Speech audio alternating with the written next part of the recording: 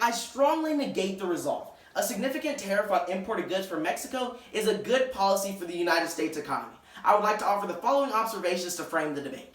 In the quickly shrinking world that we inhabit today, the tentacles of the internet and other electronic advancements have made distances that once seemed unconquerable into measly tasks. And as the world becomes increasingly intertwined between various cultures and various bodies of people due to the phenomenon characterized as globalization, it would be entirely imprudent to implement any sort of economic barrier against another nation in positive political standing. Now, while the great political minds of those such as Calvin Coolidge and George Washington promoted more of an isolationist approach in order to protect the American economy, the transformation that the world has undergone in recent years necessitates the transformation that the United States must undergo in its global role within society. And based on these aforementioned principles and on the American guarantees of life, liberty, and the pursuit of happiness, I stand in firm opposition to today's resolution. Now, my first substantial argument is going to be localized benefits with nationwide consequences. Any benefits garnered by this tariff are limited to the industries that have been completely outsourced from the American region to Mexico. Now, there's no such industry that has been completely outsourced, yet the industry that has been primarily phased out has been the auto industry.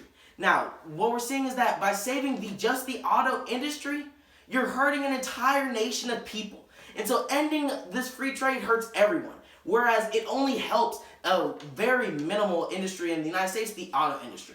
Now, we also note that the United States Trade Representative's Office notes that the vehicle category was Mexico's biggest export to the U.S. in 2015.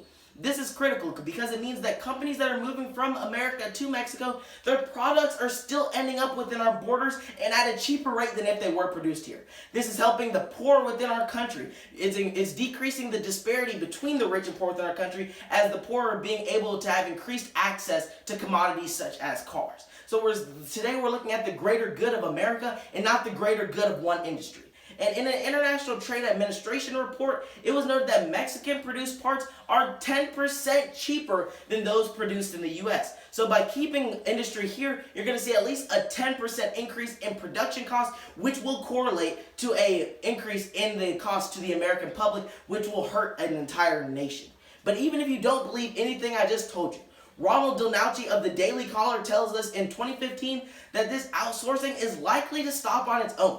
There's a phenomenon going on in Mexico right now known as factory jumping. There's simply not enough laborers to fill every single factory that's being sent there, and due to that, laborers are being observed jumping from factory to factory to factory, looking for better wages and better pay. And once these benefits and pay meet the threshold of American expectations, there will be no such reason for American companies to outsource to Mexico. And this leads me directly into my second substantial argument, which is unintended consequences on the American public. We must realize that free trade bolsters individual production and wealth. In a study conducted on 120 countries, the 40 countries with the least of restrictive tariffs had an average GDP per capita of $23,590. Contrastingly, the GDP per capita of the 40 most restricted countries was only $7,630.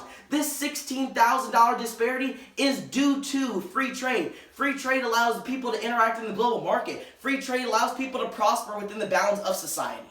Now, this hike in prices will be on daily objects, like transportation, which Mexico exports to the U.S. at $74 billion a year, fuel, which Mexico exports to the United States at $14 billion a year, and food, agricultural products, which Mexico exports to the United States at $21 billion a year. So these are not obscure commodities. These are commodities that Americans utilize on a daily basis. Transportation fuel are used by the average American to go from school to work, from work to home, or they use it to get through their day. And food, the nourishment of our bodies, allows individuals to get through their day. The hike in these prices are going to affect the daily lives of 300 million people, and we must weigh that significantly in today's debate. We also realize that Mexico is the second largest goods export market, and for this reason, a counter tariff is going to cause American companies to have to cut costs in the realm of jobs anyway. So I cannot stand before you today and try to justify saving 300 jobs at Chevy and hurt 300 million other Americans. I stand in front of you today for the common man, and thus I stand in opposition to the resolution. Thank you.